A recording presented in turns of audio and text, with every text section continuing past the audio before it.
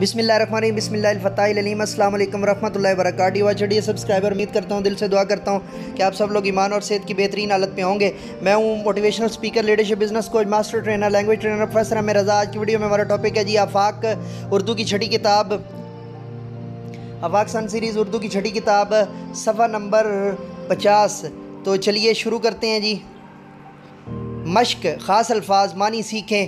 میں مشق کے بارے میں کئی مرتبہ یہ ان خاص الفاظ کو بتا چکا ہوں کہ یہ بچوں کو زبانی یاد ہونے چاہیے تاکہ ان کے پاس جو ہے وہ شاندار قسم کی جو ہے وہ ووکیبلری اکٹھی ہو جائے اور وہ ان کو رائٹر بننے میں مدد دے۔ برکھا، بارش، برسات،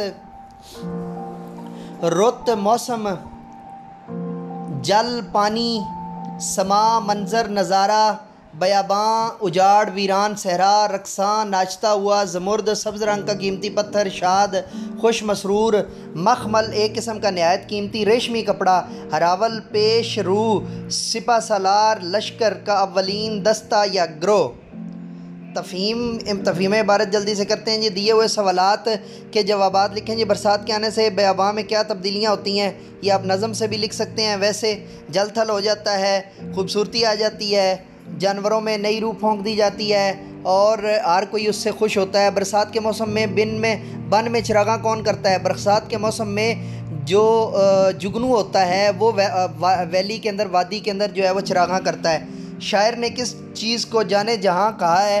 شاعر نے برسات کو جان کی جہاں کہا ہے۔ اس کی وجہ یہ ہے کہ جب برسات آتی ہے تو جل تھل ہو جاتا ہے۔ شب رنگے بادل، می کے راول سے کیا مراد ہے؟ شب رنگے بادل رات کے رنگ کے سے بادل، اور می کے راول می کے آنے سے پہلے وہ برستے ہوتے ہیں۔ اس نظم کو پڑھ کر آپ کے ذہن میں جو منظر ابھرتا ہے اس کی تصویر کاپی میں بنا کر اس سے متعلق چند جملے لکھیے۔ لیں جی، ایکٹیویٹی آ گئی ہے، یہ آپ نہیں کروانی ہے اور بہتر ہوگا کہ آپ کے بچے جب یہ ایکٹیویٹی کریں تو آپ اس کو مارک کر کے نیچے سائن کر کے اپنا نام بھی جو ہے نا وہ کلاس ٹیچر ہونے کے ناطے اپنا نام بھی لکھ کر تو اس کی پکچر بنا کر ہمیں بھیجیے گا، تو میں بھرپور کوشش کروں گا ان کو اکٹھے چینل پر لگانے کی۔ اچھا جی، ٹیچنگ پوائنٹ جی، معلمانہ نقطہ برائے اساتذہ۔ خاص الفاظ کے تحت دیے ہوئے الفاظ کے معنی و مفہوم سے بچوں کو آگاہ کریں۔ بچوں سے ان الفاظ کے جملے بنوائیں تاکہ وہ روزمرہ زندگی میں ان الفاظ کا بہتر استعمال کر سکیں۔ Okay, dear watchers, subscribers, dear teachers, this was our today's on-demand topic.